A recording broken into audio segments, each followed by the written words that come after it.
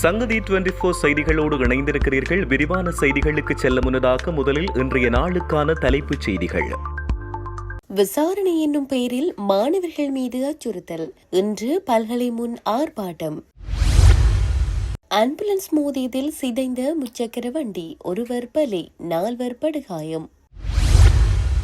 எரிபொருள் விநியோக முறைகேடுகளை அறிவிக்க தொலைபேசி எண்.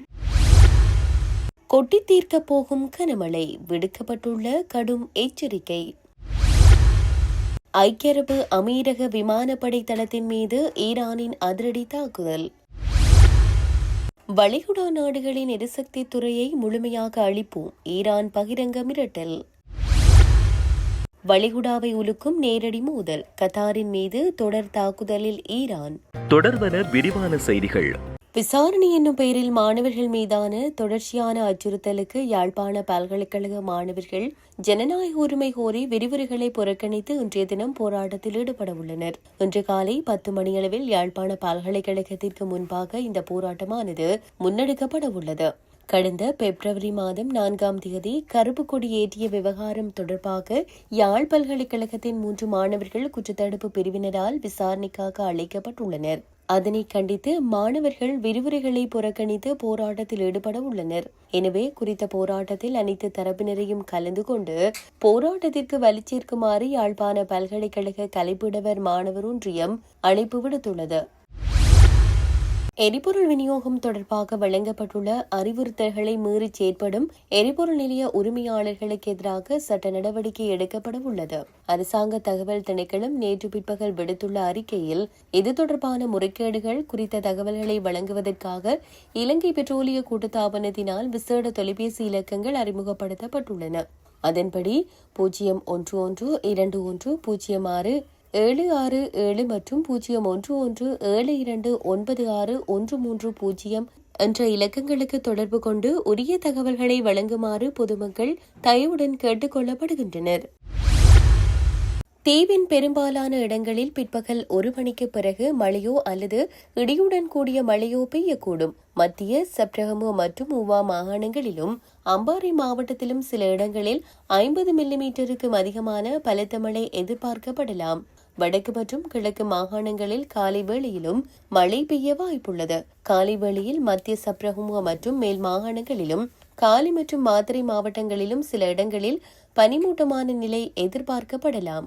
இடியுடன் கூடிய மழை பெய்யும் போது தற்காலிகமாக வீசக்கூடிய பலத்த காற்று மற்றும் மின்னல் தாக்கங்களினால் ஏற்படக்கூடிய பாதிப்புகளை குறைத்துக் கொள்ள தேவையான முன்னெச்சரிக்கை நடவடிக்கைகளை மேற்கொள்ளுமாறு பொதுமக்களுக்கு அறிவுறுத்தப்பட்டுள்ளமை குறிப்பிடத்தக்கது. குருநாகல் குளியாப்பட்டி பிரதான வீதியின் லபுயாய பகுதியில் நேற்று இடம்பெற்ற கோர விபத்தில் முச்சக்கர வண்டியில் பயணித்த ஒருவர் உயிரிழந்ததுடன் மேலும் 4 படுகாயமடைந்துள்ளனர். இந்த சம்பவம் குறித்து மேலும் தெரிய வருவது, அதிவேகமாக வந்த ஆம்புலன்ஸ் வாகனம் எதிரே வந்த முச்சக்கர வண்டியுடன் லபுயாய பகுதியில் நேருக்கு நேர் மோதி விபத்துக்குள்ளாகியுள்ளது. விபத்தின் வீரியத்தில் முச்சக்கர வண்டி பலத்த சேதமடைந்ததுடன் அதில் பயணித்தவர்கள் காயமடைந்தனர். இவ்விபத்தில் காயமடைந்த 5 உடனடியாக வைத்தியசாலையில் அனுமதிக்கப்பட்ட போதிலும் சிகிச்சை பலனின்றி ஒருவர் உயிரிழந்துள்ளார் என்று போலீசார் தெரிவித்தனர். உயிரிழந்தவர் மாவனல்ல பிரதேசத்தில் வசிக்கும் 49 வயது நபர் என்பதுடன் அவர் பாதணிகள் விற்பனை செய்பவர் என தெரிவிக்கப்படுகின்றது. ஏனைய 4 தொடர்ந்து தீவிர சிகிச்சை பிரிவில் அனுமதிக்கப்பட்டுள்ளனர். சம்பவம் தொடர்பாக ஆம்புலன்ஸ் சாரதியை கைது செய்துள்ள போலீசார் மேலதிக விசாரணைகளை முன்னெடுத்து வருகின்றனர். ஐக்கிய அரபு அமீரகத்தில் உள்ள அல்மின்ஹாத் விமானப்படை தளம் மீது ஈரான் தாக்குதல் நடத்தியுள்ளது. இருப்பினும் அங்கிருந்து பிரித்தானியா மற்றும் ஆஸ்திரேலிய படையினருக்கு உயிரிழப்புகள் ஏதும் ஏற்படவில்லை என தெரிவிக்கப்பட்டுள்ளது. இதுகுறித்து பிரித்தானிய பாதுகாப்பு அமைச்சகம் விடுத்துள்ள அறிக்கையில் தமது தரப்பில் எவ்வித உயிர் சேதமோ அல்லது சொத்து சேதமோ ஏற்படவில்லை என உறுதிப்படுத்தியுள்ளது.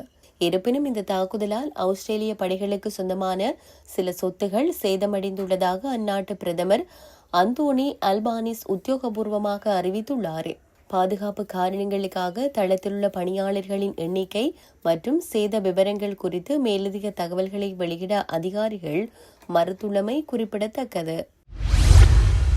ஈரானின் எரிசக்தி உட்கட்டமைப்புகள் மீண்டும் தாக்கப்பட்டால் அண்டை வளைகுடா நாடுகளின் எண்ணெய் மற்றும் எரிவாயு தொழில்துறையை முழுமையாக அழித்து விடுவோம் என இஸ்லாமிய புரட்சிகர காவல்படை எச்சரித்துள்ளது. உலகின் மிகப்பெரிய எரிவாயு வயலான ஈரானின் தெற்கு பார்ஸ் தளம் மீது இஸ்ரேல் நடத்திய தாக்குதலுக்கு பதிலடியாகவே இந்த எச்சரிக்கை விடுக்கப்பட்டுள்ளது. தமது எரிசக்தி நிலையங்கள் மீதான தாக்குதல்கள் தொடர்ந்தால் நட்பு நாடுகளின் உட்கட்டமைப்புகள் அழியும் வரை தாக்குதல் ஓயாது எனவும் எச்சரிக்கப்பட்டுள்ளது. அடுத்த கட்ட பதிலடி இன்றைய இரவு தாக்குதல்களை விட கடுமையாக இருக்கும் என்றும் IRGC தெரிவித்துள்ளது.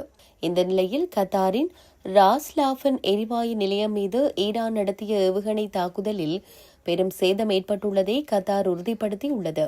ஈரானின் இந்த நடவடிக்கைக்கு கத்தார் கடும் கண்டனம் தெரிவித்துள்ள நிலையில் சவுதி அரேபியா மற்றும் ஐக்கிய அரபு அமீரகத்தின் எரிசக்தி நிலையங்களுக்கும் ஈரான் பகிரங்க அச்சுறுத்தல் விடுத்துள்ளது. மத்திய கிழக்கில் எரிசக்தி நிலையங்களை இலக்கு வைத்து நடத்தப்படும் இந்த தொடர் தாக்குதல்கள் உலகளாவிய எரிபொருள் விநியோகத்தில் பெரும் நெருக்கடியை ஏற்படுத்தியுள்ளமை குறிப்பிடத்தக்கது. கத்தாரின் ராஸ்லாஃபன் எரிசக்தி தளம் மீது ஈரானிலிருந்து ஏவப்பட்ட 5 ஏவுகணைகளில் ஒன்று தாக்கியதில் பாரிய தீ விபத்து ஏற்பட்டுள்ளது. அந்நாட்டு பாதுகாப்பு அமைச்சகத்தின்படி 4 ஏவுகணைகள் வெற்றிகரமாக இடைமறிக்கப்பட்ட போதிலும் ஒரு ஏவுகணை எண்ணெய் சுத்திகரிப்பு ஆலை பகுதியில் விழுந்து வெடித்துள்ளது. இந்த தாக்குதலால் அங்கு பரவலான சேதம் ஏற்பட்டுள்ளதாகவும் உடனடியாக விரைந்த மீட்புக் குழுவினர் தீயை கட்டுக்குள் கொண்டு வந்துள்ளதாகவும் கத்தார் எனர்ஜி தெரிவித்துள்ளது. தற்போதைய நிலையில் எவ்வித உயிரிழப்புகளோ அல்லது காயங்களோ ஏற்படவில்லை என கத்தார் உள்துறை அமைச்சகம் உறுதிப்படுத்தியுள்ளது. வளைகுடா பிராந்திய எரிசக்தி நிலையங்கள் மீது ஈரான் தாக்குதல் நடத்தப்போவதாக எச்சரித்திருந்த நிலையிலேயே இந்த ஏவுகணை தாக்குதல் முன்னெடுக்கப்பட்டுள்ளமை குறிப்பிடத்தக்கது. எரிசக்தி உட்கட்டமைப்புகள் மீதான தாக்குதல் கட்டுப்படுத்த முடியாத விளைவுக்கு வழிவகுக்கும் என ஈரானிய ஜனாதிபதி மசூத் பெசஸ்கியான் எச்சரித்துள்ளார். தனது எக்ஸ் தளத்தில் பதிவொன்றை இட்டு அவர் இதனை தெரிவித்துள்ளார். ஈரானின் மேற்கு ஃபாஸ் எரிவாயு தளம் மீது நடத்தப்பட்ட தாக்குதலை கண்டித்து அவர் இந்த கருத்தை தெரிவித்துள்ளார். இதுகுறித்து மேலும் கருத்து தெரிவித்துள்ள அவர், இத்தகைய ஆக்கிரமிப்பு நடவடிக்கைகள் அமெரிக்க சியோனிச எதிரிகளுக்கும் அவர்களின் ஆதரவாளர்களுக்கும் எதனையும் பெற்றுத்தராது. மாறாக அவை நிலைமையை மேலும் சிக்கலாக்கும். இது ஒட்டுமொத்த உலகத்தையும் பாதிக்கக்கூடிய கட்டுப்படுத்த முடியாத விளைவுகளுக்கு வழிவகுக்கும் என தெரிவித்துள்ளார். கடந்த சில நாட்களாக ஈரானின் முக்கிய பாதுகாப்பு அதிகாரிகள் மற்றும் தளபதிகள் கொல்லப்பட்டு வரும் நிலையில் தற்போது எரிசக்தி நிலையங்கள் இலக்கு வைக்கப்படுவது பிராந்தியத்தில் பெரும் போருக்கான அச்சத்தை அதிகரித்துள்ளமை குறிப்பிடத்தக்கது. ஒவ்வொரு துளி ரத்தத்திற்கும் ஒரு விலையுண்டு என ஈரானின் புதிய உச்ச தலைவர் மொஸ்தபா ஹமேனி தெரிவித்துள்ளார்.